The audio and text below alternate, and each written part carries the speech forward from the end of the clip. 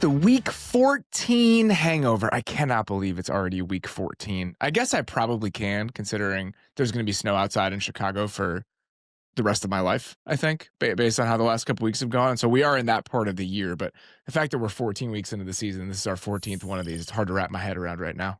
It's a little, I mean, the middle of the season is always a blur, right? Like the beginning of the season is super exciting. You remember everything that happens for the first month, and then you kind of just put your head down and like do the work until you look up and you realize every week 14 game basically was like somebody is in or out of the playoffs, and you're like, oh, this shit really matters. And so that's where we're at. That we talked about that a lot last night, where it just felt like this is not much of that show. Yeah, of course. That's the whole point of this show. The fact that last night we kind of just like sat there as the dust settled and was like, holy shit, Chiefs and the Browns aren't going to, or the Chiefs and the Ravens aren't going to make the playoffs. It was that sort of week in the NFL, but that's not what we're here to discuss. We're here to discuss the games we did not talk about last night. We're talking about two of those today. We're going to dig into Titans-Browns a little bit later. A barn burner of a Titans-Browns game yesterday, but we're going to start with the Minnesota Vikings beating up the Washington Commanders 31-0. Where do you want to start this conversation? I feel like there are a few different jumping off points we could zero in on. I mean, I feel like the easiest is the fact that Washington's offense clearly had no answer for Brian Flores turning up the heat to 1,000,000. Like, they blitzed basically the entire game. And I do think you saw a little bit in the first half, they were blitzing them constantly, like really bringing 5-6 bodies as often as possible. And I thought, what we talked about so much with Washington's offense last year is they did a really good job of formationally getting into good pass protection stuff, having two tight ends, maybe putting them both on the same side. You slide the protection, all that stuff. They did almost none of that in the first half, it felt like, and they were getting got and really putting it on Jaden Daniels to either scramble or beat the blitz. And so in the second half, you saw them adjust a little bit. And then in the second half, the Vikings were just popping out of it and only rushing forward. Like, I thought Brian Flores called an absolutely delightful football game. They were running scared the entire game, Washington's offense was. And I'll say this is the first things first in terms of like the general scope and rhythm of the game. This ends 31-0. Washington was in plus territory twice and came away with 0 points. And so you look at 31-0 and you think, oh my God. And then you go watch the first Washington drive and they get down inside the 5-yard line. It's like, how did they not score any points in this game? And the answer is they came away empty on their opening drive where they had multiple shots from like the 3-yard line. And then I think it was on the first drive of the second half where they get down to like the plus 20 or so. And they have a 4th and 3, and that is the screen that Jaden Daniels throws directly to Andrew Van Ginkel, who seems to do this like 3 or 4 times a year. And so while it was 31-0, and while Minnesota controlled almost every aspect of this game, it wasn't quite as ugly as the final score would lead you to believe. I realized this would make you pretty limited as an offense, especially in those situations. Would you ever throw a screen at Andrew Van Ginkel? Like, ever?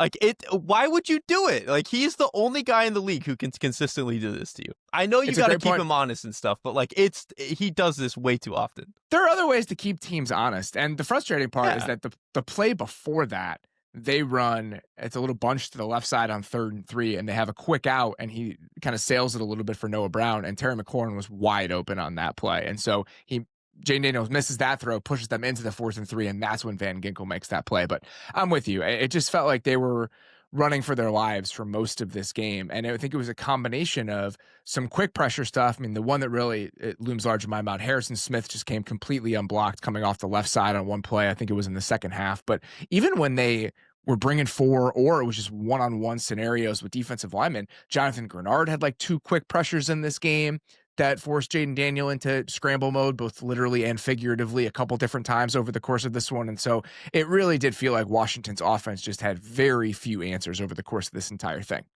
And it was frustrating, too, because they ran the ball, especially when Jaden Daniels was in the game. They were actually running the ball okay. When Daniels was in, I don't know what their overall success rate is, because to me it didn't matter once Jaden Daniels was out. But they had a 45.5% success rate, and they got a couple of those runs to pop. Like, I thought that was something maybe they could have continued to tap into, because then that helps keep Minnesota out of some of the blitz looks that they really like. I guess in my mind, maybe the opposite of that is like, if a team is going to be in some of these loaded fronts, they're going to do weird blitz stuff for you. It's going to be a gash or be gashed game.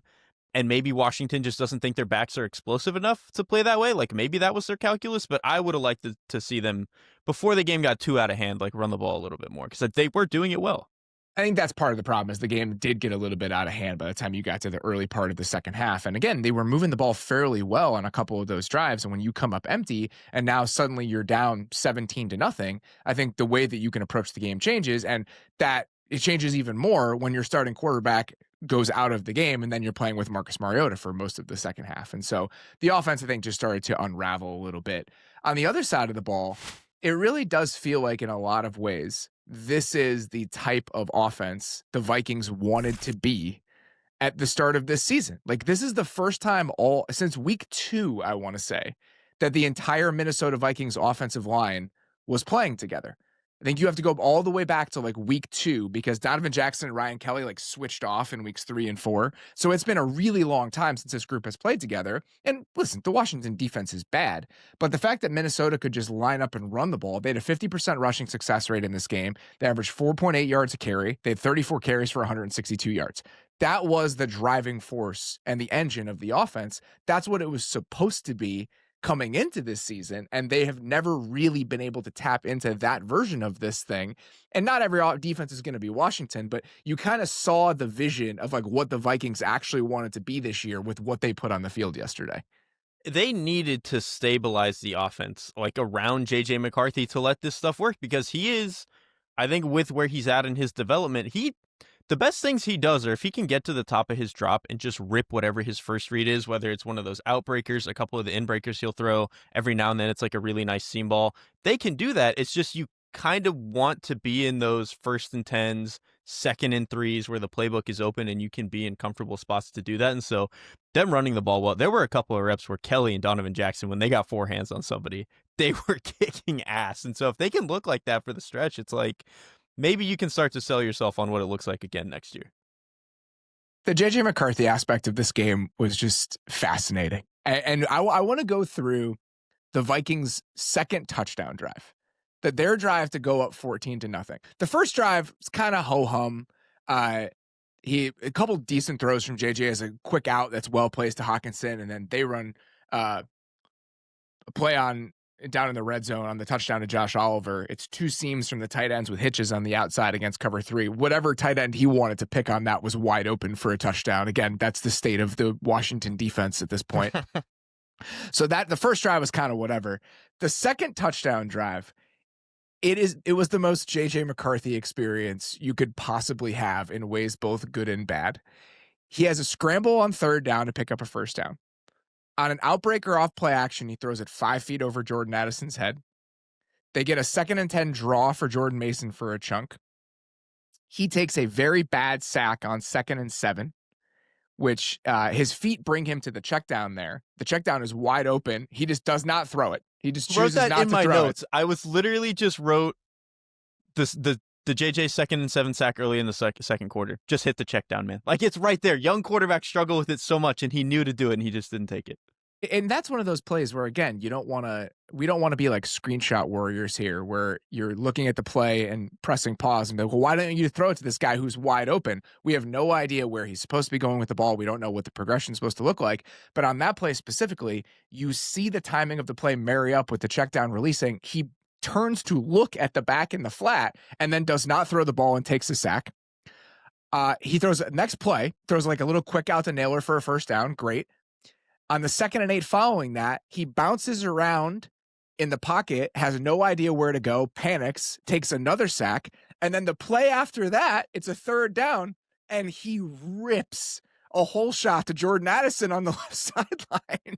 And so you're kind of watching all of this, and there were a handful of decent moments in this game. I think overall the performance was better, but he still just feels so uncomfortable and erratic in so many of these moments in the pocket. And so that is the element of this that needs to get better. But we're going to look at the final score, and I think people are going to want to wave away the actual reality of what he looked like down to down. And I think it was more similar to other performances from this season than you might want to believe given the final result. It was. And I think, again, some of the steadying factors that they got where they were able to get in. And he did make a couple of good throws, like the Addison throw there. The throw he does make to Josh Oliver for the first touchdown. Even the his last touchdown to TJ Hawkinson. Like, he throws the shit out of that ball. And I think those throws into the flat on the goal line are like way tougher than people realize. And I thought that was like a really impressive ball from him. But again, you still got too many of the like, we need to settle down here type of plays. Like, to me, the most frustrating rep that he had in this entire game was there was about 7 minutes left in the third quarter. And to the left-hand side, they have two tight ends lined up next to each other. The outside guy runs this little like corner stop route, and under it, the inside tight end runs just like a little sit route on the hash.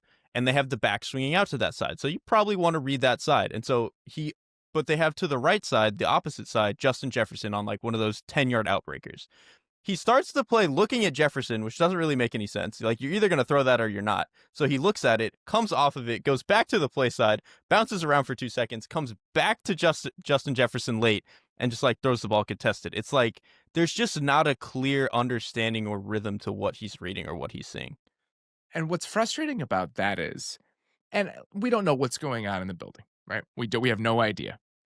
But when you talk to other quarterbacks who have played in this offense, played for Kevin O'Connell, I think one of the strengths of the staff is their ability to communicate, okay, we're going to make your purview on this play very small, okay?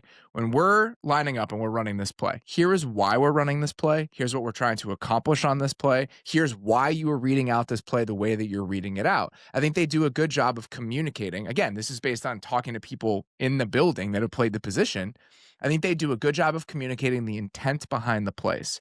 And so that's what's a little bit frustrating about watching his seeming lack of understanding of what the intent of those plays is, and how, again, just kind of scattershot his process can be as he's going through some of this stuff. And so that brings you to like the question of, all right, why is this happening?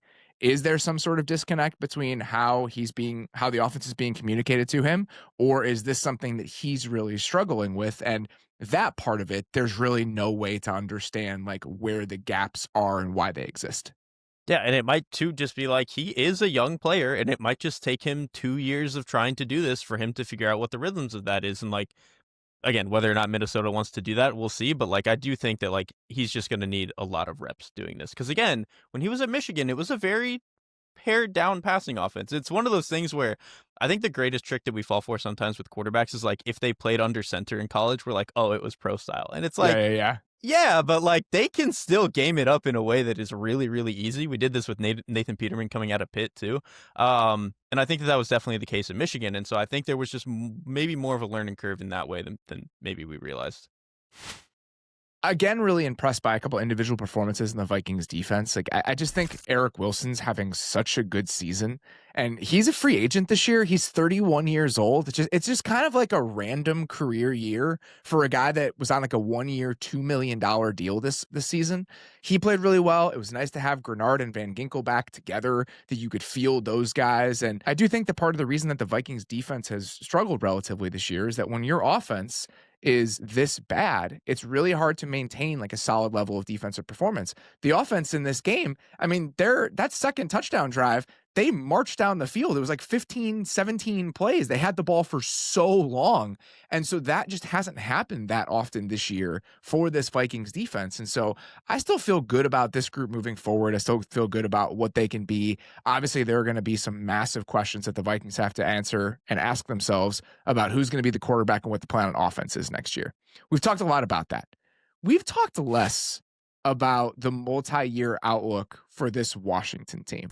And this one becomes pretty interesting pretty quickly. Washington has the oldest roster in the league. They are now slated to be picking, I mean, in the top 10, right? I mean, as it currently stands, they're 3 and 10. So I can't imagine they'd be better than that. Yeah. They're 3 and 10. I believe they right now are projected to have the 6th overall pick in the draft. Here's the problem. That's one of the only picks they have in this draft. They do not have their 2nd round pick. They do not have their 4th round pick in this draft because of the Laramie Tunsil trade. They have 2 picks in the first 4 rounds. They only made 5 picks last year. And so now you're looking at 2 lean draft classes just in terms of how many picks that you have. You have the oldest roster in the league. Let's go back to previous drafts. In 2024, they had 6 top 100 picks. 6. How many of those guys are like real positive contributors to the ball club right now? Here are the 6 names. I was going I'll to say, read them I to mean, you. the quarterback, but other than that, Jaden Daniels, Johnny Newton, Mikey Sainristil, Ben Sinnott, Brandon Coleman, Luke McCaffrey. Those are their 6 top 100 picks. the last 3 are nothing burgers, basically. Sanger still, I still think long term, even though if he's had a little bit more of a down year, I still think long term that's a player that I'm willing to buy in on. And then I think Newton has been a little bit of a disappointment. Like, he has moments, but I don't think for where you drafted him, he has been like the difference maker you probably wanted him to be. Let's just go through the reality for all of these players. Okay. Johnny Newton, they felt like they needed to pay Javon Kinlaw in free agency this year. Johnny Newton has not been that productive. Mikey Sainristil, I'm with you. I do think that the multi-year outlook for Mikey Sainristil, and he's now playing outside again because they have had injuries to Trey Amos and Marshawn Lattimore. I still think that Mikey Sainristil can be a solid player moving forward. Ben Sinnott has done very little for this team as a second round pick. Brandon Coleman is a player that I was excited about coming into the season. He gets unseated by Chris Paul at left guard. We'll see if he can retain that job next year. Chris Paul is going to be a free agent. So this is a 3rd round pick. And by the time, if he's a starter by your 3rd year, I think you could feel okay about that. But so far, he's somebody that's been supplanted. And Luke McCaffrey is on IR right now. And you didn't feel good enough about Luke McCaffrey to not trade for Deebo Samuel this offseason. And so they replaced or kind of jumped the line on several of these guys with some moves that they made this offseason, and very few of them are actually contributing. And so you have, let's say, generously 2.5 real contributors from those 6 top 100 picks. You made 5 picks in this year's draft, and you have 2 picks in the next 4 rounds next year. With how many like really solid long-term pieces that you feel good about on the current version of the roster that is mostly made up of aging players that you brought back to try to like pry open this window the best that you could. It's not a good situation. It's a terrible situation. And a lot of these players, I think that one of the biggest issues with how old some of these players are is a lot of them are in like the middle of their units. Like Zach Ertz, and obviously now he's hurt, so he's probably like completely done. Bobby Wagner just continues to not look like as much of an NFL athlete as you would like outside of the hash marks.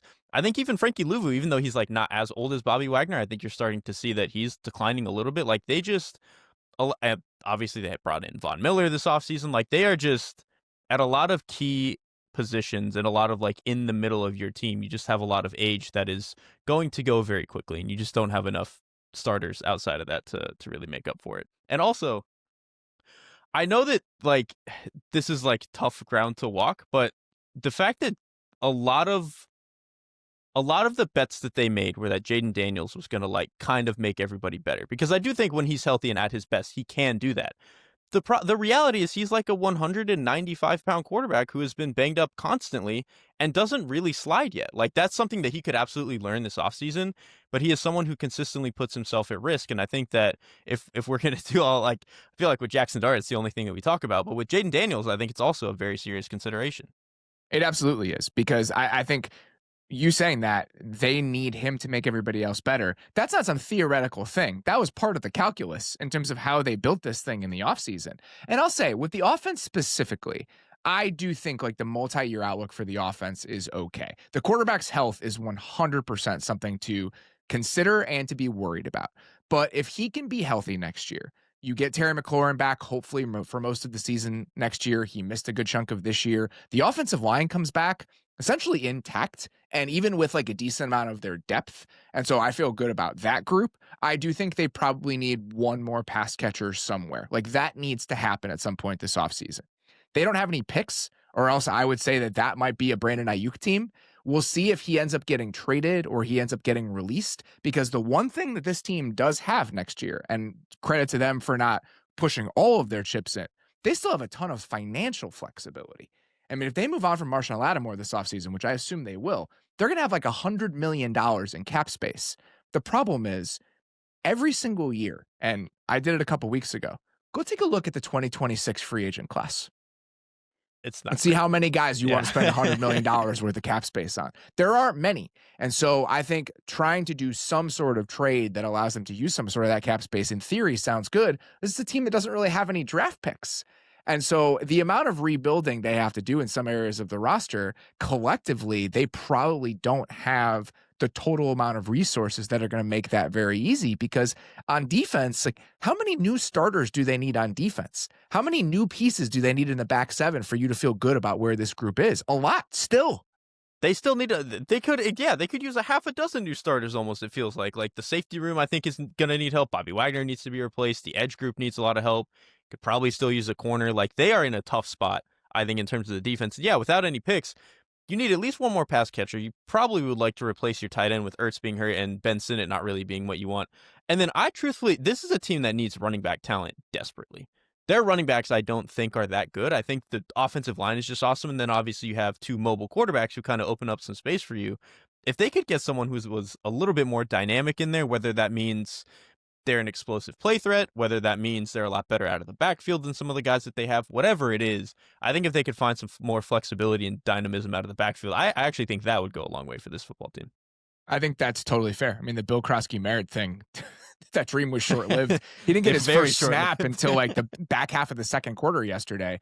And it's tough because when you're a team that needs an injection of young talent and you need a little bit of juice. I mean, you watch this defense. We said this coming into the season. It's a slow group. It's an old group. They need an injection of just dynamic playmaking in the back seven of their defense. Well, it's hard to get younger when you don't have that many draft picks. The youngest you can go is 24, 25-year-old second contract players in free agency, and there just are not a lot of those worth paying in any individual free agent class. The last thing I'll ask you before we move on, and I think we danced around it with that conversation, but I want to ask you in a more direct way. After last year, it was all sunshine and rainbows for the Dan Quinn, Adam Peters duo and like the trajectory of this franchise overall. How are you feeling about the leadership, the people in charge, the folks tasked with overseeing the next phase of this? Are you at a point where you still have faith in how this is going to go, or have you kind of soured on people whose Q score was about as high as it possibly could be at the end of last year? I think I'm a little bit over it. And I think with GMs, it can be tricky because I think we've seen periods where sometimes GMs just like miss on a few picks and like do something aggressive and it gets weird and it doesn't work out. But then 3 years later, they end up turning a lot of things around. And so the Peters thing, I think, is a little bit more tricky to untangle. I'm pretty over this coaching staff, though. Like, the fact that the defense is as simple as it is and just getting worked week over week over week. I mean, how much we spent the first 8 weeks of the season talking about how bad the Bengals defense was. What the Washington Commanders are right now is as bad as those Bengals teams were early in the season. And so I'm just kind of tired of watching the way that they get beat. And then offensively, I think we worried, or at least I worried a little bit coming into this season of like, Cliff did some really cool stuff last year, but I was kind of like, do it again. Like, prove it to me again that you can bring some new ideas and that this very unique college style of offense can work. And I know the quarterback's health has been a big part of them not being able to produce the way that they did last year, but it just doesn't feel as fresh as it did a year ago. Like, they haven't added as much to it as I would have liked. So this coaching staff, I'm a little bit, they've got a lot more to prove to me. Even if you want to give Cliff a little bit of grace because the quarterback has been hurt for a good chunk of the year, McLaurin has missed a decent amount of time. In the best case scenario, everyone gets healthy next year. The offense gets back to what it was in 2024. It's a top 5 offense again. Well, what's going to happen if that happens? He's out of here. Right. And now you're left with a defensive head coach who has struggled to find an answer on defense. And some of that is talent driven. There's no denying that. Like, they do not have that many difference making players on that side of the ball. But I think you comparing them to the Bengals is a good thing to do. This is a thing that's bottoming out in real time. Missing Dorrance Armstrong should not bring you to this place as a defense the way that it has when you have a defensive-minded head coach who has wrestled back play calling. If the offense is going to be the most important, best thing about this, and Dan Quinn is going to be the one in charge, I think that's going to bring you to some difficult conversations. And so I absolutely think that this group will be back next year. I think that they should be back next year based on how last season went, but it's pretty crazy how quickly just the overall vibes and feeling around a team can change when you go from what this team was last year to what they are this year. Even if you thought they were going to regress a little bit this year and they were going to fall short of the playoffs and be like a disappointing 8 and 9 sort of team, bottoming out like this is truly like the worst case scenario in a way that would have been difficult to imagine. That's the thing. That's the part that changes the calculus to me. If they just had a couple of weird bounces and 1 or 2 injuries and they won 7 games, I probably wouldn't feel that differently about this coaching staff, but like filling in the holes of what that season would have looked like. But bottoming out to where you win 3, maybe 4 games, it's like that's a pretty wild vacillation to have. All right, we're going to take a quick break here and then come back and chat a little Titans-Browns. This episode of the Athletic Football Show is brought to you by our friends at Facebook. Every year around the holidays, there's that moment when you realize you want your gifts to actually mean something. Not just another item off a list, but something that shows you really get the person you're giving it to. And that's kind of what Facebook's reminding us all this season. It's not just about staying connected online. It's about embracing all possible connections that Facebook unlocks. Maybe you're doing a Secret Santa at work, and you scroll through your coworker's Facebook profile and notice they're a huge vinyl fan. Next thing you know, you're on Marketplace, finding that vintage jersey signed by your favorite player from a local seller. Or maybe you join a group where people share their favorite gift ideas or the best spots to see holiday lights around town. Those small moments, a comment, a message, an idea you stumble onto, can end up becoming something bigger. That's what Facebook's all about this season, reminding us that a little connection goes a long way. So whether you're finding the perfect gift, reconnecting with an old friend, or just sharing a little holiday spirit, Facebook is where those connections start. Let's reconnect this holiday season with Facebook. The Tennessee Titans knock off the Cleveland Browns 31-29. The Titans go to a roaring 2-11 on the season. The Browns are now 3-10. A game that just was way more entertaining than it had any right to be based on the weather, our expectations for this thing coming into it. A really fun game to go back and rewatch. Where do you want to start this? I mean, I want to start by saying how, like, my experience with this game was that when I was watching on Sunday, this was a game that I did not have on one of my 4 screens, and I was like, I'll get to this later. Especially knowing that we would probably end up doing this for the hangover. And I peek over in like the middle of the second quarter, and there's like 30 points on the board. And I was like, what could have possibly happened where there are 30-ish points on the board in this game? And so I thought that part of it was fascinating. I thought we were going to get potentially like a 13-10, just disgusting kind of game. I think the part of it that I want to start with was Tennessee's run game, and their running backs were awesome in this game. Like, it's why they won the game. It's why they won the game. Like, Pollard had a number of nice runs. Tyjae Spears had a couple of good runs, but he also had they were throwing screens to him, like lining him up as like a slot receiver and just chucking some screens out, especially early in the game. And that, I think, was probably the best thing that they did this game, is they played very horizontal, especially early on in the passing game. They were like, we're not going to let Myles Garrett get to us. We're going to try to keep this as on the perimeter as we can. And I actually thought they did a pretty good job for a lot of this game. Pollard touchdown, the long Pollard touchdown, is a beautiful rep of like pin pull with like multiple gorgeous down blocks on it. Gunnar Helm does a fantastic job on that play. He takes out the linebacker and then ends up picking off the post safety to give Pollard that lane. And I think it was Van Jefferson was like 40 yards downfield throwing the final block to get him in the end zone. And so that takes it to 14-3. And then the touchdown he scored in the third quarter, that's a play where just the alignment by the Browns was a little bit surprising. Like if you watch that play, the Titans are in like a spread out look, and Devin Bush has walked down onto the line of scrimmage in like a 5-man front.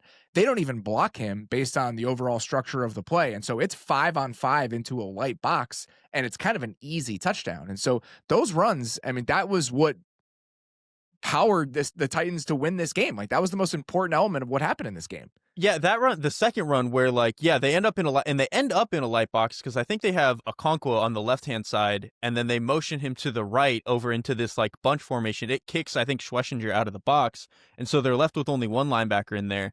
And then the other part of it of why it ended up popping so much, the defensive back, so the back was to the quarterback's right-hand side, and the defensive tackle on that side tries to like backdoor through the left guard, and so you've got light box, and then the Fred C is parting between the two defensive tackles, and it's like, well, who the hell is going to tackle him? Delpit's a little bit late trying to fit it in there, and Pollard just takes off, and he had an awesome day. And so I just thought that, yeah, I thought some of the runs that they were able to scheme up were like really, really impressive in this game. That side of the ball was kind of strange. Like the run game success that the Titans were able to have, I was kind of surprised at just how much blitzing we saw from the Browns defense in that game. Like I was like, do you need to do this? And against so much the of Titans Grant offensive Delpit. line, a ton of Grant Delpit blitzes. We had some, and even when they weren't blitzing, it was a very like pressure heavy game from them overall. I mean, one of the coolest plays that they had on defense, Schlesinger was awesome again in this game, by the way. He is such a good player. I'm so in.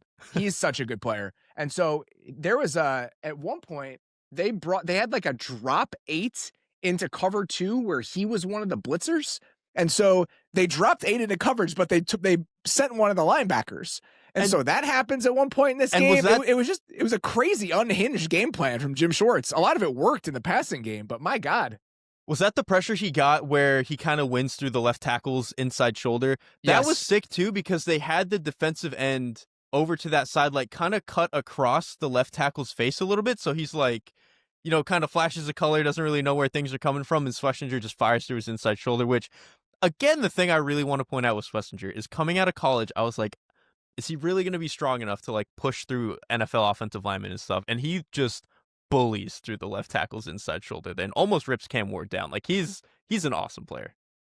There was a play in the second quarter where it was a 3rd and 4, and he does a fantastic job of reading Cam Ward's eyes on that play while dropping in as like a hole player. And the route is behind him, and his eyes take him to the ball where he sticks up a hand to the route coming behind him, gets a hand on it, gets a finger on it, tips that ball. It's an incompletion, and the Titans are punting. And so he was great. I love what Delpit did. I think a lot of the individual defensive players had a nice day outside of like those chunk runs that they gave up. I don't know how I feel right now with the Titans offensive line being like relatively healthy. They're not all the way healthy. I do think that there's like a version of this group that it just took a year, right? Like we were excited about this group coming into the season and what they could be, and it never really happened. I still have a candle lit for like what the 2026 Titans offensive line might look like with one more offseason together with a different coaching staff. The issues with this Titans offense personnel wise are 100% with the pass catchers. The offensive line, I do think there's like a version of it that looks okay next season. I'm actually there as well. Like it looked tough for the first 8 weeks of the season or whatever it was, but I do think that they're starting to settle in a little bit. Like I think Skoronski has been playing better, and I think Latham is still up and down, but I still have a lot of faith in him as a player that moving forward, when he gets another year sitting on the right-hand side, that he's going to look good. So I'm pretty early invested. In the season, right? Like the fact that he was banged up early in the year, that just like, it's just tough for guys to come back from that sometimes. Yeah, like multiple times he was in and out of the lineup. And so the fact that maybe he can be a little bit healthier, like I'm still bought in on this. And I think maybe we saw a world where they could be like one of like truly like elevating themselves into one of the better offensive lines if everything really went right. Maybe that's a little bit too optimistic, but like I think that they can be like an average to above average unit pretty solidly. The other Titan I wanted to mention, because he had my favorite sequence of this entire game, Jeffrey Simmons. Dog. Early in the fourth quarter, it was one of the funnier like sequences of plays I can remember for an individual player. He gets called for neutral zone infraction on, I think, like 2nd down. And so it takes it from like 2nd and 9 to 2nd and 4. Immediately on the next play, he shoots into the backfield and gets a TFL. So he gets those 5 yards back. And then on the next play, he gets a sack. So he gets an offside, a TFL, and a sack to torpedo a drive. And that's just like one of the 10 things that he did over the course of this game. He's an absolute monster. He was insane, dude. I think he had a stop near the goal line that was really, really impressive. Like he was just absolutely insane in this game. I also, the one minor thing with Jeffrey Simmons is I really, really love that he wears all the red. Where it makes it so obvious that it's like, that's the guy. That's the guy who's going to be the problem. It's one of my favorite things that good players do is when they have some sort of identifying feature when you're going back and watching it on film where there's no ambiguity about who he is. It's one of my favorite things about early career JJ Watt is that he had that huge elbow brace on. And so it was always so easy to identify where he was on a given play. And so if you're a Pro Bowl or all pro level defender listening to this podcast, please just wear something that makes you easily identifiable to make my life a little bit easier when I'm going back and rewatching these games. Yeah, I've got 2 more Titans defense things that I actually want to shout out before we potentially move on from them. There's a little something to Cedric Gray. I don't know if he's... he flies around, man. He flies around. He really does. Like, he plays forward. I think he hits people. He takes back space in the run game well. I think in coverage, he's maybe not the sexiest player, but I really do think that in terms of a let's move around and try to hit shit type of linebacker. I really do think that he's got a little something to him. And I think he's pretty sound as a run defender between the tackles, like takes on blocks well. Like I thought that he was impressive. And then he was the a other 4th-round pick in 2024, by the way, just for people who might not know who Cedric Gray is. He's a second-year, 4th-round linebacker who's 23 years old. He plays with his hair on fire. We know that's a position that guys can occasionally break out a little bit late. And so I'm with you. Like he is somebody that when you watch this defense right now, you notice him for sure. And I think it's probably helped a little bit now that he's got Cody Barton next to him, who is not the greatest player, but I think is a veteran who's done this a long time. He's played in a bunch of different defenses. And so I think having like a settling presence next to him, I think has been solid. And then the other play that I really wanted to shout out was at some point in the game, I forget when this was, the Browns were just inside of the 5 and they tried to run like a little jet from the right to the left. Amani Hooker flies down and pops the wide receiver so bad at the line of scrimmage and like completely decleats him. I really like Amani Hooker as well. I think athletically when he's in space, he's not the best player. But again, in terms of a guy who really flies downhill and tries to make you not want to go and play football, he's a very fun player.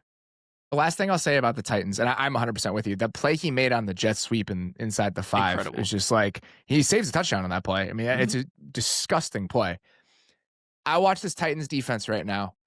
This team needs a real edge player so bad, it's crazy. And I understand they traded Draymond Jones. It's a lost season, all of that stuff. But the little I know about the draft, I know from watching Building the Beast. And I'm aware of the fact that there's guys like Arvell Reese and Ruben Bain, and like there are edge players in the top 5 of this class. And especially for a team that does not need a quarterback, it feels like they're going to be in position, hopefully, to draft one of those guys. Thank God, because my goodness, do they need one. So I actually kind of want to ask you that, kind of to that point. How far do you think the Titans defense is from actually being kind of good? I don't think they're that far. I think the middle of their defense is pretty sick. Like, the D tackles are monsters. The linebacker room is solid. The safeties aren't great, but I think if the corners... they need several corners, though. That's part of the problem. I think the safeties would look better if the corners were not getting beat constantly. But I think, like, if you could maybe draft one decent corner, you sign one, find an edge player, it's like, I don't think they're that far away. And I still think it's really well coached. Like, I like the way that guys play. I like some of the calls they're trying to get into. Like, there's still something about this Titans defense. That defensive coordinator, I mean, Denard Wilson's likely not going to be there next year. So anything they're building on with him is probably not worth getting excited about.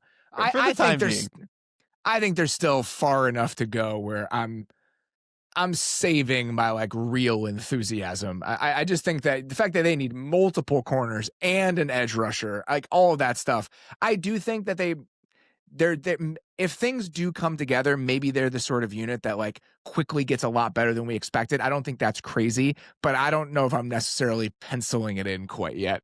That's fair. I think I also did some bad math on you. Denard Wilson is probably not going to be there for one reason or another. So let's get to the other side of the ball. I thought that Shedeur Sanders played well in this game. I was impressed by some of the things he did. Here's what I'll say. There were 5 plays I thought were very impressive. There were 5 plays that were hilarious. Dude, okay, which was I think my favorite weird play that he made was in the middle of the second quarter, there was a dead screen that they were trying to call to the left side, and he realizes it's dead, and most quarterbacks in that moment will just like dirt the ball, be like, plays over, we'll move on. He like sprints forward for 5 yards into the teeth of the defense, and then like kind of tries to slide and dirt it. And I was like, what? Where did you think was going to be accomplished here? He had that, and then he had an intentional grounding on a blown up screen as well at one point in this game. And so those are plays that were sniffed out. Like I don't have a huge issue with those. My favorite thing he did on the drive following the Devin Bush interception, there was a play on 3rd and 8 where he's like pointing from the pocket in the middle of the play. And I was just like, what is happening here? Often when you'll see that on like a scramble drill where a guy is like trying to create outside of structure and he's trying to get a guy to redirect as part of the scramble drill, he's in the pocket trying to like direct someone while the pass rush is getting to him. So that was hilarious. I mean, the interception is an unacceptable decision on like a bunch of different levels. He took a couple ugly. Yeah, I in mean, my notes. Like, just like, why are you throwing that? he took a couple ugly sacks in this game, but there were like 4 or 5 throws over the course of this game where it's just like, all right, man. Like, I do think there's enough there for you to feel good about him playing for the rest of the season and just seeing how it can go. Like, he clearly has deficiencies, but I think that he's aggressive as a passer. Like, he's willing to let that thing rip. He's accurate. I mean, the touchdown throw to David Njoku is like a beautiful throw. And so there's enough stuff for me to be intrigued by seeing more, even if I do think that the lowlights are pretty bad. Like, there are times where he just looks lost, but there are also times where you see what he can do as like an accurate passer from the pocket. And I honestly think like, so I think he had, what was kind of awesome to me was the Jerry Jeudy touchdown he throws. I remember when we were doing our pods talking about him as a prospect, it was like some of his best throws were just those intermediate inbreakers. Like if he can just in rhythm hit those. And so the fact that he threw that Jeudy one the way that he did. And he progresses to that. Yes. Like he throws that on time. He's comfortable he gets all doing the way that. back to it on the backside. He is comfortable doing that. That was a beautiful play. That he had that one, and then honestly, one of my other favorite plays that he made, and this goes back to what we were talking about, J.J. McCarthy, the J.J. McCarthy 2nd and 7 sack he takes, where his eyes bring him to the check down and he doesn't throw it. Sanders actually had a play in this game where it was about 10 minutes left in the second quarter. It's a 3rd and 6. Right tackle loses immediately inside shoulder, but his eyes in the progression are taking him from left to right, and he gets there to the swing, and as soon as his back foot hits, when he shuffles over there, he just throws it, lets his guy go make a play. And it was just like, I know that's simple. I know that's boring, but a lot of young quarterbacks do suck at that. Like a lot of young quarterbacks are really bad at that. So the fact that he did it, I was like, okay, man, like if you can make enough of the just keep the offense moving plays, you let Njoku or Fannin make one or two plays for you down the field. It's like you can have something here more than you had with Dylan Gabriel. Absolutely. And I think that, the wheel route he throws to Fannin at one Well, point in this game down the right sideline is a beautiful throw. I'm 100% with you on the checkdowns. I thought that him getting to checkdowns multiple times over the course of this game was impressive. And then not even just checkdowns, but like late in the progression type options. On the 2nd and 20 with like 5:29 left in the game, he gets all the way back to like Dylan Sampson on what is essentially like a check down on an angle route. That's the final read in the progression. That becomes like a chunk gain. On that same drive, he does a great job of climbing up in the pocket and finding Harold Fannin on another completion. Like there is enough here where it's like, okay, like I'm interested in this, especially when you consider the fact that one of my big kind of, the moments while rewatching this. These teams are the first, they picked 1st and 2nd in the NFL draft last year. Like these are bad football teams. These are bad football teams with bad supporting casts. And with Cleveland, whatever like glimpse of optimism I have about the Titans offensive line next year, I feel the opposite way about the Browns offensive line. All of those guys are hitting free agency. All of them. Their entire starting offensive line, which we have not seen really at any point this year because it's been in tatters for most of the season. But the tackle play on this team right now is heinously bad. Like heinously bad. And you can say, well, they're banged up. They don't have their starters out there. This entire group is going to be gone next year. You don't have enough like picks and resources to rebuild this offensive line in the next year. And so maybe do you bring some of the aging pieces back? I have no idea what the plan is supposed to be for that position group specifically, because right now it is a nightmare. And if you look at what they did on the ground in this game, negative 0.2 yards before contact per carry. Their running backs were hit behind the line of scrimmage on 65% of carries. Like, it's just really hard for this offense to do much considering like some of the infrastructure concerns. And when you consider that and you look at the way that he played in this game, I do think that there is enough there to be like, okay, like I'm interested in what this is going to look like for the final month or so. And the offensive line thing is frustrating too because like the young backs are good. Like Quinshon Judkins is He's a good really player. good. Dylan Sampson's got a little bit of something to him. And obviously not part of the offensive line, but like I think if the passing game felt a little bit more comfortable being pure drop back, like we might get even more Harold Fannin, who I think has been really, really good. And so like the young skill players on this offense are really good. It's again, the offensive line, when they are as bad as they are in this game, it makes it really, really difficult. I will say too, like again, There were about 5 or 6, maybe even more than that, plays where Shedeur, it's like, man, we've probably got to speed this up. But again, that's a young player thing. Like anyone who's only in their third start, like you're going to have to speed stuff up. That's probably how it's going to go. I think the only real actual concern I came away with from this game, outside of the he's just going to need more reps, speed stuff up, that's in a young player, I do still think that there are some moments where he's trying to drive the ball that he can't quite like put it on a frozen rope the way that you want for like a top quarterback. But if the decision making is going to be solid and he can show that he can progress and get to check downs, it's like that's enough for us to start to build some things on here. And the other part of this, and I do think this is helped by a Titans pass rush that is one of the worst in the league.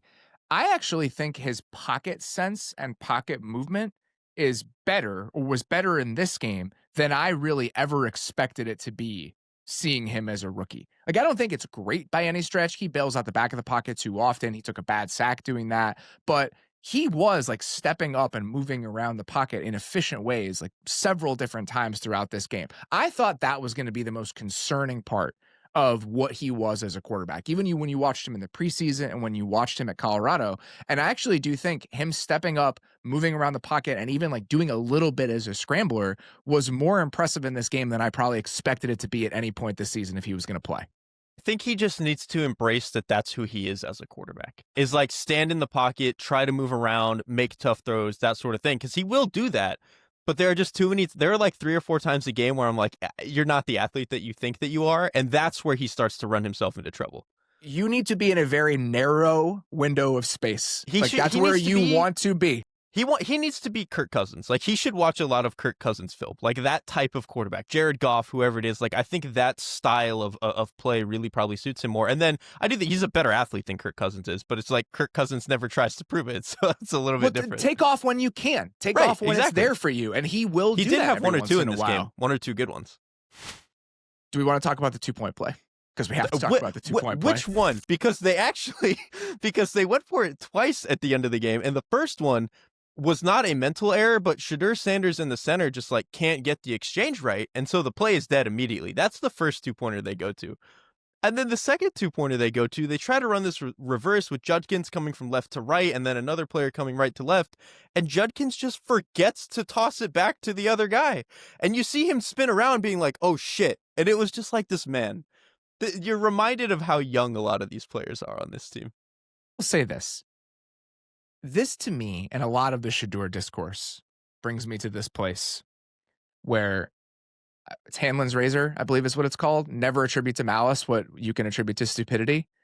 Like that's where I'm at with some of this. And I don't think the Browns coaching staff are stupid. I think that they're just like flubs in logical decision making in some of these situations.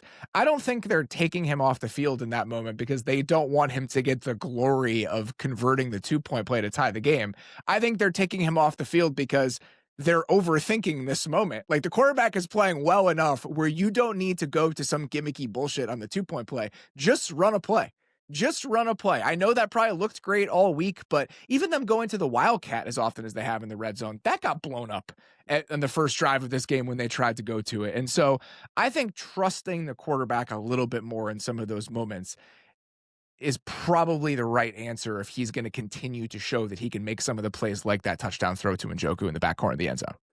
I think I mostly agree, but like, that play was open if Judkins just tosses it. Like, it's there. I understand that, but at the same time, like, I don't think it's as open as people have made it out to be. Like, I don't think it's a guarantee that if he pitches that ball, but it ends up converting. And I just think in that situation, it's like, you need 2 yards. Like, let's just run an actual football play. That's fair. I don't know where I'm at with the Cleveland Browns right now in terms of like how the next couple years or how the next year should go. Because I think on defense, there is enough there to be excited about when it comes to like the building blocks of this team. Your defensive line is coming back almost entirely intact next year. I don't know what Malik Collins' contract looks like. So he was on a 2-year deal. So Malik Collins will be back next year. We'll see what his recovery looks like. But I mean, he was fantastic this season. And he's back on like a $5.8 million cap it next year. Obviously, Mason Graham's going to be back. You have Myles Garrett. You have Alex Wright, who you just signed to, I think, a pretty modest extension. Isaiah McGuire is going to be back. That's a really good group. Carson Schlesinger is a player. Like, that guy is a real player. You still have Denzel Ward. You still have Tyson Campbell, who you traded for and is under contract for the next several years. You still have Delpit. Like, they have the bones of a real defense moving forward, and they'll have resources to continue to fill this thing out in the draft. The offense, I have no idea what's going to happen here. Like, part of me, I know Stefanski gave away play calling at some point this year. Part of me is just sitting here being like, with an offensive centric head coach and with the offensive staff that they've built and the guy in Tommy Rees that they were excited about, even if you have a lot of talent concerns and even if you're playing with young quarterbacks, I kind of want it to look a little bit better than this. But I still have faith if they get decent players in there or better players in there that this can be a good offensive staff. Are they bad enough just in terms of the record where this group is not going to be back next year? If it is back next year, what is the offensive line going to look like? Like, part of me doesn't even want to explore any of this. Part of me just wants to be like, let's just trade Kevin Stefanski to a team that like has workable pieces and we can all stop worrying about this. But I just don't know exactly where I land on it because it is a confounding situation.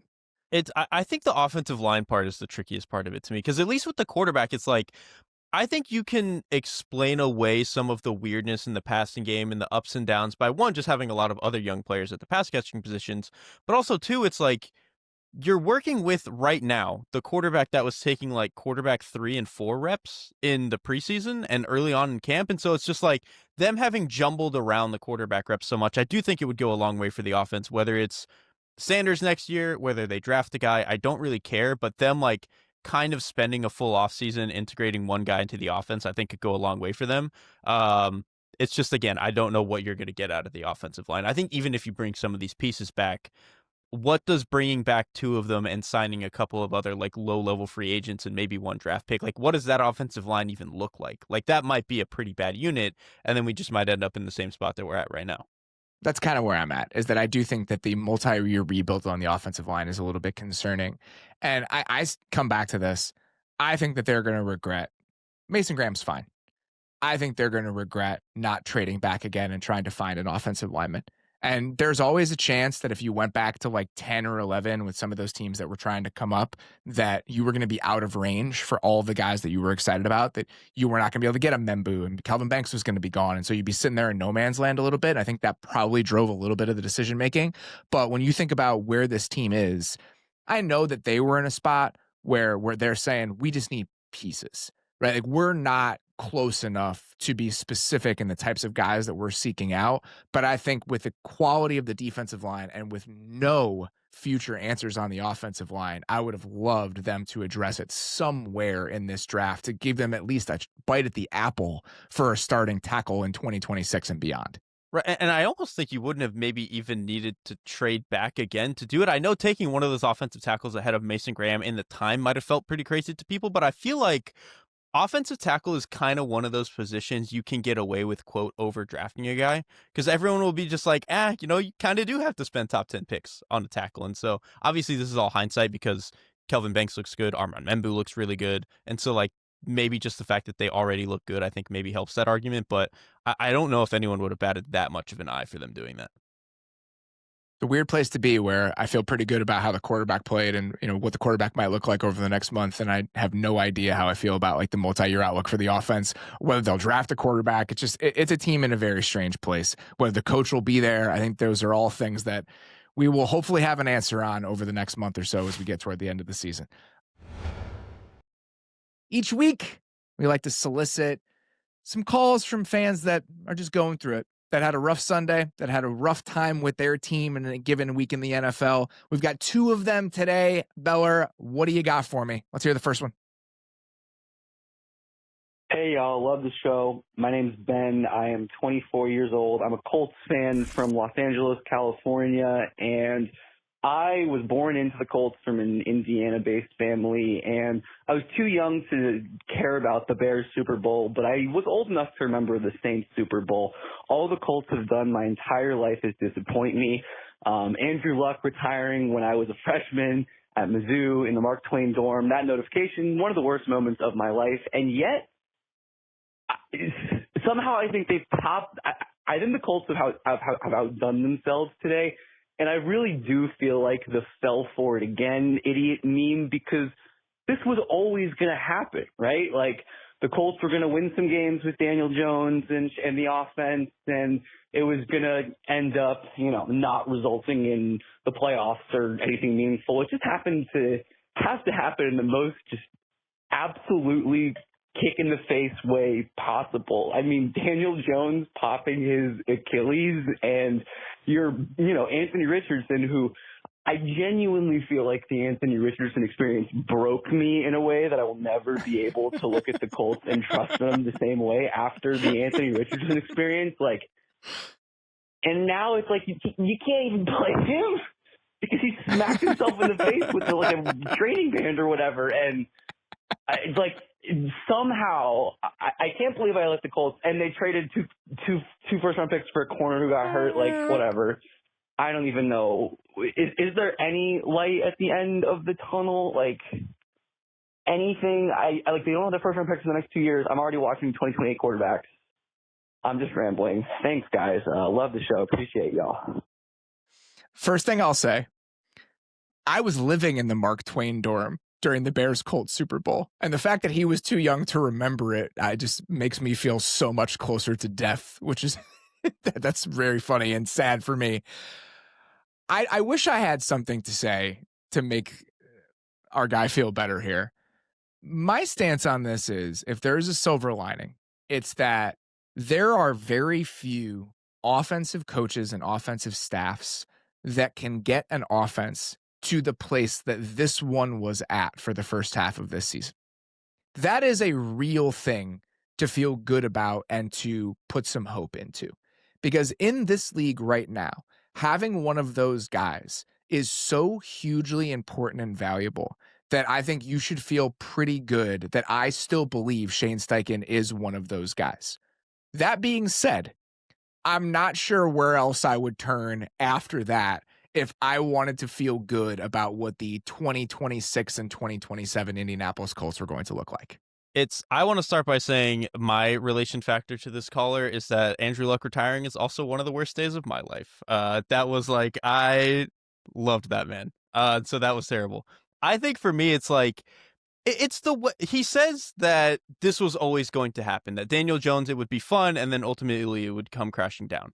I think that was true, but I think the way that the trajectory we were on was like, they run into Houston maybe in the wild card, and Danielle Hunter just rips someone's head off and they lose the game. I think you could live with that, though. If you're like an 11-win Colts team, you get to the playoffs, and you just run into one of the best defenses in the league, and they beat you. It's like, that happens. That sucks, but it happens. Maybe we can regroup for next year. Daniel Jones will be healthy. We'll be good.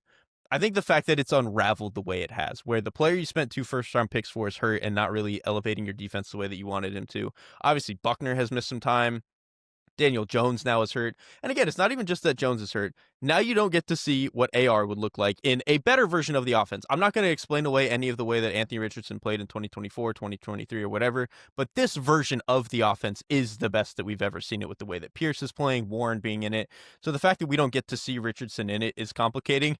And now even for this week, I don't know if Riley Leonard is going to play. And so they're going to be down to like Brett Rippon or something like that. And so after having your season, you just got pushed out of the playoffs officially. You still technically by the percentages have an okay chance, but now that is being staked on Brett Rippon without all of your best defensive players on the other side of the ball. I don't remember the last time a team has had this much whiplash within like 6 weeks of one season. Like, this is ridiculous. Still, and maybe I'm just delusional, I'm still at a place where if Daniel Jones were healthy, and maybe that's another consideration, because he is somebody that has consistently been hurt. Well, he's also consistently been hurt over the last few years. This isn't a new thing. If and we could talk about how the Achilles changes this conversation, but if Daniel Jones were healthy, I still think, and healthy going into next year, I still feel like you land in a decent place if you're the Colts. Like, you land in the best possible place you could have after missing on Anthony Richardson. Like, even if with Daniel Jones, you were probably going to settle as like a back half of the top 10 sort of offense over the course of the season when things fell back to earth a little bit, there's nothing wrong with that. Like we're in a place where if you have enough other stuff within your offense, there are not 32 elite quarterbacks. Like you were going to pay Daniel Jones the Sam Darnold contract or whatever that thing was going to look like. You were going to surround him with, I still think, one of the best groups of pass catchers in the league, a very good offensive coordinator, a very good running back. And them struggling over the last month or so, I think some of it is fluky, and I think some of it is him being hurt. Like, I think they probably would have been fine if the Achilles thing doesn't happen, because now it puts you in a place where what are they going to do at quarterback next year? Like, are we going to be in a situation where Anthony Richardson kind of has to play in the early part of the season because Daniel Jones isn't healthy, and maybe Jones just is never healthy for the 2026 season? What does that do to the contract that you're going to be able to offer him? That's where this truly becomes an issue. Like, I think them tethering themselves to Daniel Jones by trading away those 2 first-round picks and boxing them in, there's downside to that, and we were going to realize that path most likely. But if he was going to be healthy next year, I still think that's a path that I can live with based on all of the different ways this could have gone. Now, the fact that 2026 is kind of in question in terms of that model all falling together, that's where things get depressing as shit. Yeah, the fact that you haven't paid him yet, and now you don't know if you don't know if he's going to play for you next year. So either, like you said, you're back to betting on Anthony Richardson, which at this stage, especially given we haven't seen him this year, and he was again somehow breaking his own face this year. It's like there's just a lot of weird stuff going on there. And then, like, if you don't want to do the Anthony Richardson thing and you're completely over that, you've got to bring in someone to step in for Daniel Jones for 8-10 weeks before he fully comes back from this Achilles. And then even then, you don't know what he's going to look like after that. So it's like, this really does weirdly set them on like a 2027 timeline almost, which by that point, it's like, I feel like trying to evaluate what any team is going to be 2 years out. There's no way you can. You have no idea. Do that. This league moves way too fast to be doing any of that. And especially when they're not going to have first round picks to reload over that stretch. There's a real chance that if you want to get the most out of this, depending on what your faith level still is in Anthony Richardson, that you'll have to go out and trade for some sort of quarterback next year, whether that's Mac Jones, whether that's Geno Smith, like something like that. Yeah, if you don't think that Daniel Jones is going to be healthy enough for you to maximize next season, there's a chance that you have to try to do this again. And my God, can you imagine any darker path for a Colts fan that's had to do this pretty much every single year since Andrew Luck retired, having to go back into the pool yet again because you're not in a position to draft a guy? I kind of forgot that element of it, that they've truly been on. We joke about the quarterback carousel a lot, but they've been on it more than anyone since Andrew Luck retired. That part of it is crazy. When you thought you finally kind of solved it, now here we are again. Solved it at least in your own way. To some right, exactly. Like in your own way, you solved it. In your own way, you got to an acceptable place with this entire thing. And now the Achilles thing kind of rips it away from you. And that's where the Colts are right now. And so I'll bring it back to saying, I think that the silver lining is it is very hard to find high quality offensive ecosystems in the NFL, and they are extremely valuable when you find one. I do think this is one of those. Other than that, I think that there's a lot of reasons to be very depressed if you were a Colts fan right now. All right, Bella, let's get one more and let's get out of here. All right, let me give you a little context for this one. So this is a Falcons fan. He unfortunately didn't leave his name, but he called us once, left an angry voicemail. Then he heard Raheem Morris's press conference after the game and was compelled to call back. Wonderful. So now, with that in mind, let's hear this thing.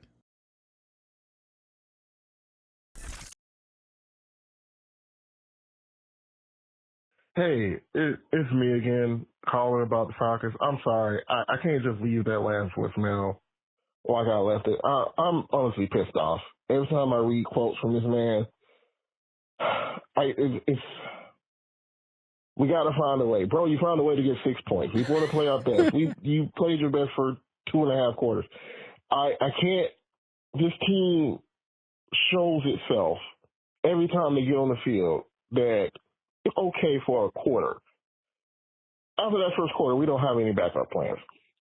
You run the same play 3 different times in 3 different variations. I'm a casual football fan. I can see what you're doing before they do it. And I'm pretty sure a professional person can tell what you're doing without them seeing what you're doing because you do the same shit I'm sorry. I just had to express myself. I had to let you know how I really felt. I tried to keep it contained. The last voicemail. I tried to be nice, but I can't be nice no more after reading all these quotes. I gotta lay it out. Get rid of everybody from the top down. It's a toxic. It's a cancer. It's been brooding here since 2016. This need of winning right away. When you know you can't. That's not how the NFL works. That's not how roster building works. That's not how franchise building works. They try to keep finding this golden ticket, like they're gonna get. Everybody's like, well, what the were they doing from Atlanta? What were they doing in Atlanta? You want to know what they were doing in Atlanta? Not shit. Okay, I'll stop ranting now. Y'all have a good one. That's one of my favorites that we've gotten all year. That's really good. It's really good. You can hear his blood pressure rising through the entire thing. That was incredible. What do you think is the answer here? Like, what do you think is the right path forward for this person trying to come to terms with what the Falcons are? I don't know, because I think that you can make a case that this is the most frustrating season of Falcons football in like a decade. Because obviously for let's say everything after 28-3. Because after that they were still a decent team. You had the end of the Matt Ryan year, blah blah blah. In 2020, they only won 4 games, but that was also like, yeah, Matt Ryan. They were tearing it down. That was the whole point. Yeah, they were tearing it down. Matt Ryan was pretty much done by then. All right, let's move on. You can compartmentalize that. Frustrate. It sucks to win 4 games, but you can compartmentalize that. This team was supposed to win the division. Like that was what at that least was compete for the division. But they sold in the building and like what they were telling people, the way they thought that they could do this, they thought that they could be like a top 10 to 12 offense. We would have a defense that could maybe get after the quarterback a little bit. We could generate some negative plays. We could go win the division. And the fact that I think it's more frustrating that the defense kind of was what you wanted it to be. Like they are still, you can run the ball on them. They've got some issues, but the pass rush is pretty good when they can get into those scenarios, and they've got some nice young DBs. So the fact that weirdly the defense is not what failed the Atlanta Falcons, and it's instead the offense, whether it's the offensive line taking a little bit of a step back, the play calling feeling a little bit more stale, some injuries to receiver. Obviously, London's been missing some time. Darnell Mooney was never healthy this year, and they kind of tried to pretend that he was, which was another bizarre thing. And then just the play calling, I think, has not taken the step that we wanted. So it's just like all of these things. And then the quarterback, Michael Penix, I don't think is offensive, but I think we thought he could take a step in year 2 and has kind of just been the same guy that we saw from the last 4 or 5 weeks of last year. This is another situation where the injury complicates things a little bit, because you could at least, let's say he had been what he was for the first half of the season and the second half of the season. You can be frustrated with a lack of development. You can be a little bit disappointed that he's kind of the same guy he was and that we haven't really seen the step forward that you would hope to see. But going into next year, let's say they reset things. Let's say they bring in a new staff. I think that there's enough there with the quality of the offensive line, the quality of the run game. You go out and maybe try to bring in another pass catcher. I think there's enough to build on with the offense where you could talk yourself into him being, if not a great solution, than the offense being better than it was this year. I do think that's possible. But now he's going to be rehabbing again.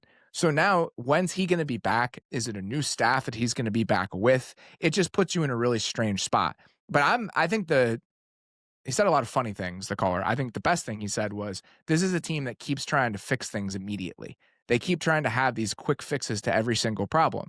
I think that the coaching staff is what it is. I don't know what they're going to do with the coaching staff, because 2 years is not a long leash for a coaching staff, despite how bad this has gotten.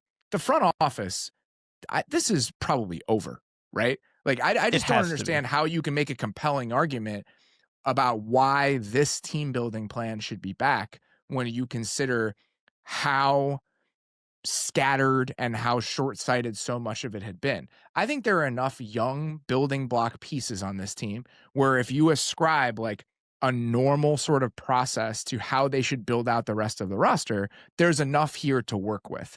I just don't know what you do with the coaching staff in that instance. Like, it just feels like it'd probably be easier to start over again and just have a clean break and see whatever the next phase of this can look like. It probably would, because I think we talked about that when we did the Giants section, when on the Hangover, when they fired Brian Dable. It's like, do you like keep anybody? Do you like, I'm still of the school of thought that, like, for the most part, I would like to clean out the GM and the head coach at the same time, even if that probably is unfair to this coaching staff. Like, I don't think they're offensively bad. Like, I think Ulbrich has done a really good job this year. I think Zach Robinson this year has been a little bit less impressive, but I think based on how it looked last year, I think there's still something to build on there. And so, like, maybe they're getting the short end of the stick there, but I don't know. I'm usually at a point where I would like to keep everything pretty in unison, in lockstep. I think the frustration with that mindset is exactly where I would land if I were a fan of this team. And they've tried to do it consistently. They tried to do it with the Cousins thing.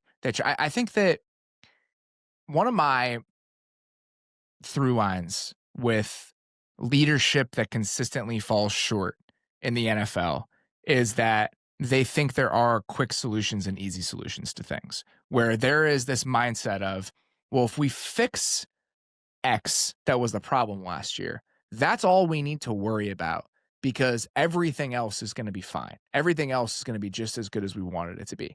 This brings me back to the way that this team approached the offseason. The idea that they added no offensive players this offseason, not a single one, because this was all about how can we make sure the pass rush is better? How can we make sure the pass rush is better? And it doesn't matter that the pass rush is better because your offense has stagnated and atrophied a little bit because you built in no contingencies to what the offense was supposed to be. And so I think that teams that operate this way, you're always going to run into issues because it just shows a lack of awareness and vision. And I think that has too often happened with this regime specifically. It's so tunnel vision. That's the best way to put it. Like, it's cool. You fix the pass rush on the reps where the pass rush gets to matter. But if you can't defend the run and you are constantly behind the scoreboard because your offense is not doing what you want it to do, what does it matter if you can get after the quarterback? Like, nobody is going to be afraid of you. Like, they do a lot of, this regime does a lot of like double dipping on problems very quickly to like try to get out ahead of it. They did it with the quarterback. They did it with the pass rushers. And it's just left them kind of waiting. Like, out of those 4 moves, the 2 quarterbacks and the 2 pass rushers, I would say Jalen Walker is the only one that has like definitively worked out for them. And even that, like, I think he's a nice player. I don't think he's been like an elite difference-making player sort of yet. Yeah, James Pierce has a lot of sacks, but I think for what you paid for him, he just like he can't be out there on first down. Like, that to me is a problem. There's a lot to be worried about with this team, and I'm sure we'll spend plenty of time talking about it before now and the end of the season. For now, that is all we've got on the Week 14 hangover. We will be recapping the Monday night game tonight on our YouTube channel, so encourage you guys to check that out. We get another good one, Chargers and Eagles, and then we'll be back with our regularly scheduled programming for the rest of the week. For now, that's all we got. Appreciate you guys listening. We'll talk to you very soon. Thanks for watching. Follow The Athletic Football Show wherever you get your podcasts, and don't forget to subscribe on YouTube.